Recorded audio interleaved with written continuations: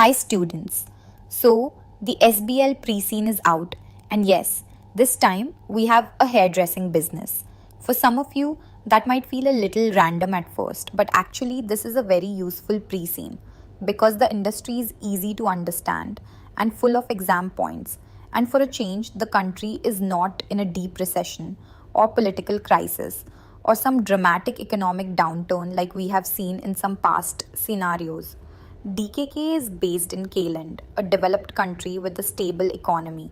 That matters. So, before we even talk about DKK as a company, let us first understand the country and the industry in which it operates. Think of this video as your one stop industry map. Let us start with Kayland itself. The pre-scene tells us that Kayland is a developed country. That is not just background decoration. A developed country usually means stronger infrastructure, more organized business systems, and customers who are more likely to spend on non essential services. And hairdressing, especially premium hairdressing, is not a survival purchase. People can delay it, reduce how often they go, or choose a cheaper salon. So, the fact that Kayland is developed helps explain why a premium salon chain like DKK can exist. The second point is economic stability. In a stable economy, customers are more confident. They are more willing to spend on looking good, feeling good, and paying for a better experience. That supports DKK's premium positioning.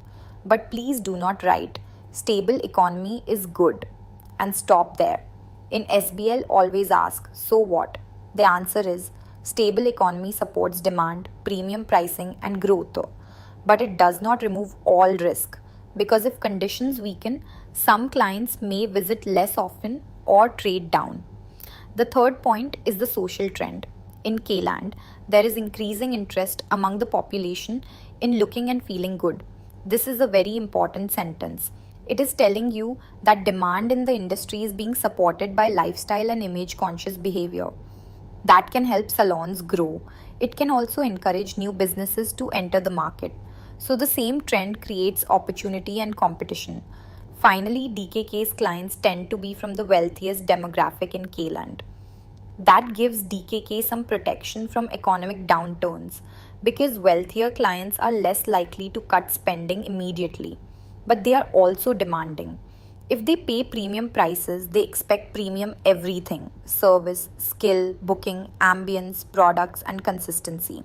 So the country picture is this. Kayland is attractive for a premium salon business, but DKK still has to defend the experience. Now, if you want to turn this into exam language, this is where PESTEL comes in. But remember, in SBL, PESTEL is not there, so you can define political, economic, social, technological, environmental, and legal factors. Nobody needs that. You use PESTEL to convert the pre-scene into business consequences. Economically, Kayland is stable, which supports discretionary spending.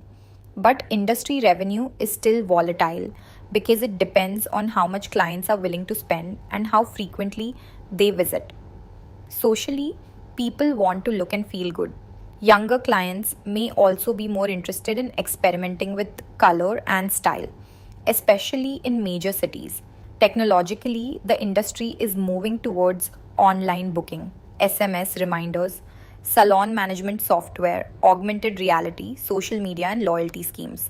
That is a huge exam point because DKK still uses paper appointment books and has no online booking. Environmentally, hairdressing has a large impact. Plastic waste, cotton wool, chemicals, water, and electricity. Only 20% of industry waste is recycled. Legally, the industry is not directly regulated, but businesses still need to comply with employment law, health and safety, consumer protection, data protection, competition law, permits, licenses, and patch test rules.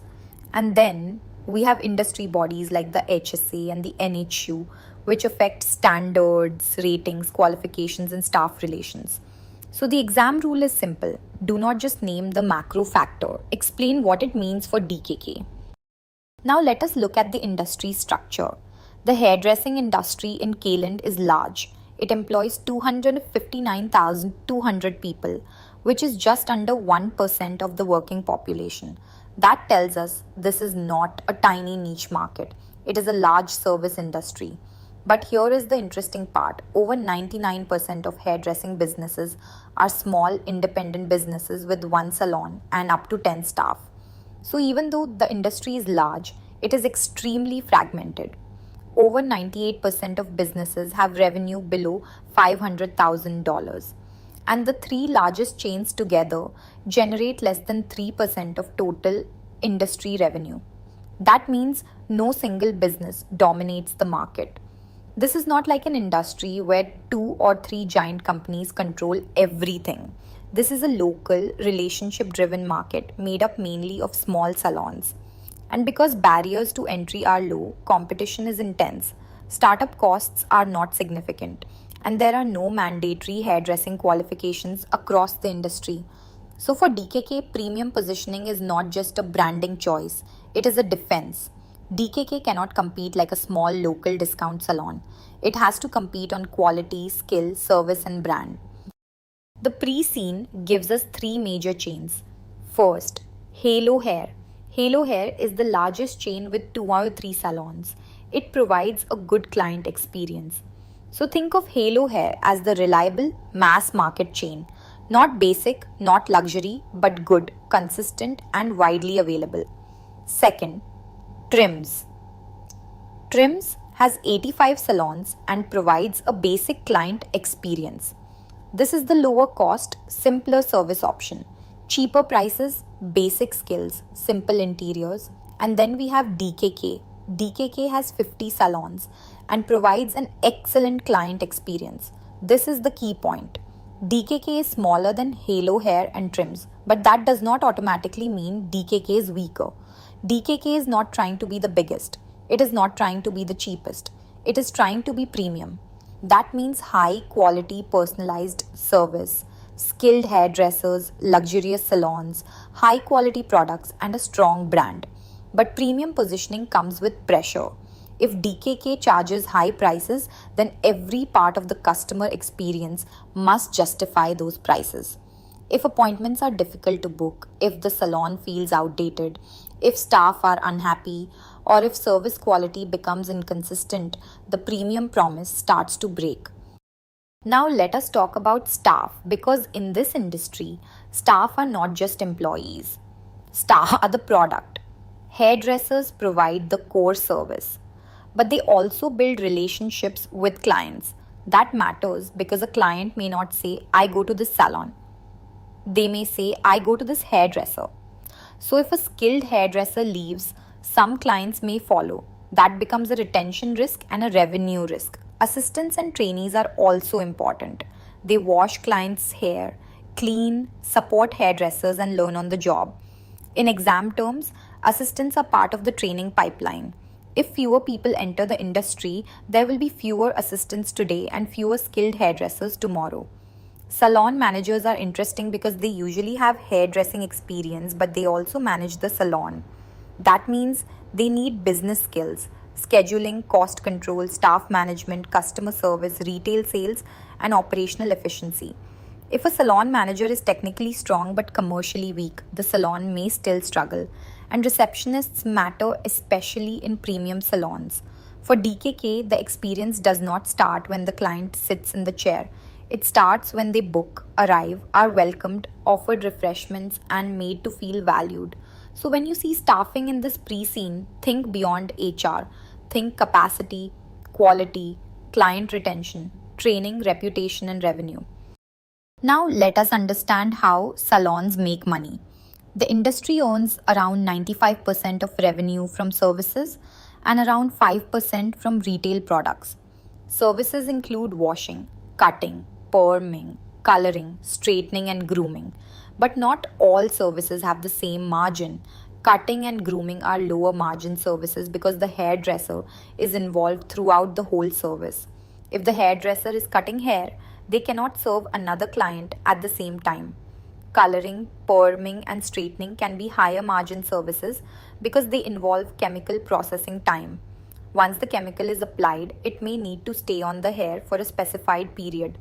During that time, the hairdresser may be able to deal with another client. So, for profitability, DKK should not just think more appointments equals more profit. It needs to think about service mix, appointment scheduling, staff utilization, pricing, retail sales, and no shows. Retail products are also important because their margins are much higher than hairdressing services. DKK has exclusive product partnerships, which means retail sales are a strategic opportunity, not just a small add on near the checkout. So, why does a client choose one salon over another? The pre scene gives us a lot of critical success factors. Price matters, location matters, skill and experience of hairdressers matter. Clients expect a clean and inviting environment. They want appointments to be easy to book and to start on time. They want transparent pricing, high quality products, and a hairdresser they can trust. Brand also matters. If the business has a strong brand, clients are more likely to choose it even if prices are similar. For DKK, the strengths are clear: skilled staff, strong brand, luxury environment, premium product partnerships, and personal service. But the pressure points are also clear: no online booking, paper appointment books, limited social media, sustainability concerns, staff shortages. These are not separate issues. They all affect the same thing: whether DKK can continue to deliver an excellent client experience. Now, let us pull together the major industry pressures. First, competition. Barriers to entry are low, so small salons can keep entering local markets. Second, substitution. Clients can buy good quality hair products and dyes from retail outlets and follow internet video guides at home. This is more of a threat to basic services, but it still puts pressure on salons to prove their value. Third, staff shortages. More than half of businesses have unfilled vacancies, and vacancies take a long time to fill. Some hairdressers leave to set up their own businesses, and fewer people are entering the industry. Fourth, operational inefficiency. Three-quarters of salons still use paper appointment systems, and no-shows are a huge challenge. Paper systems also make double booking easier. Fifth, economic volatility. Even in a stable country, salon revenue depends on how often clients visit and how much they spend. And sixth, sustainability. Hairdressing uses water, electricity, chemicals, and produces waste. Environmentally conscious clients increasingly expect better practices and more sustainable products. So, in the exam, do not memorize this as a list. Link each pressure to strategy, operations, people, risk, reputation, or profit. Now, let us clear up one common confusion. The hairdressing industry in Kayland is unregulated, but that does not mean there are no rules. There are no legal requirements for salons to be licensed as hairdressers and no mandatory qualifications for hairdressers. But businesses must still follow general laws: employment, health and safety, consumer protection, competition, data protection, local permits and licenses. There are also legal patch test requirements before certain hair products are first used on a client. Then we have the Hairdressing Standards Association, or HSA. The HSA assesses salons and gives ratings: registered, good, very good, or excellent.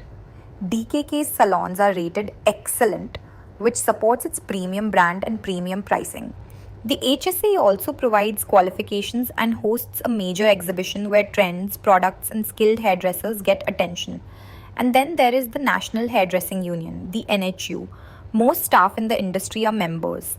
So if DKK makes changes around working conditions, workload, training, pay or hours, staff communication and employee relations become very important. This is where SBL becomes very practical. Rules and bodies are not just theory. They affect reputation, staff relations, compliance, and strategic change. So let us summarize the industry map. For PESTEL, convert country and industry facts into business consequences. For SWOT, do not just list strengths and weaknesses. Link DKK's strengths and weaknesses to external opportunities and threats. For strategy, remember that DKK is premium differentiation. It is not cost leadership. For operations, Think booking, capacity, no shows, service mix, retail conversion, and appointment hours. For people, think skill, retention, training pipeline, staff satisfaction, and union sensitivity. And for risk, think reputation, sustainability, technology, shortages, supplier dependence, and compliance. That is the country and industry foundation. Stay tuned for the next video where we understand DKK as a business, its model, its strengths, its weak spots, and what the examiner may test. And feel free to drop a comment if you are looking for any particular model that can fit this industry and company. You can also download the full industry analysis from revpro.club. The link will be in the pinned comment.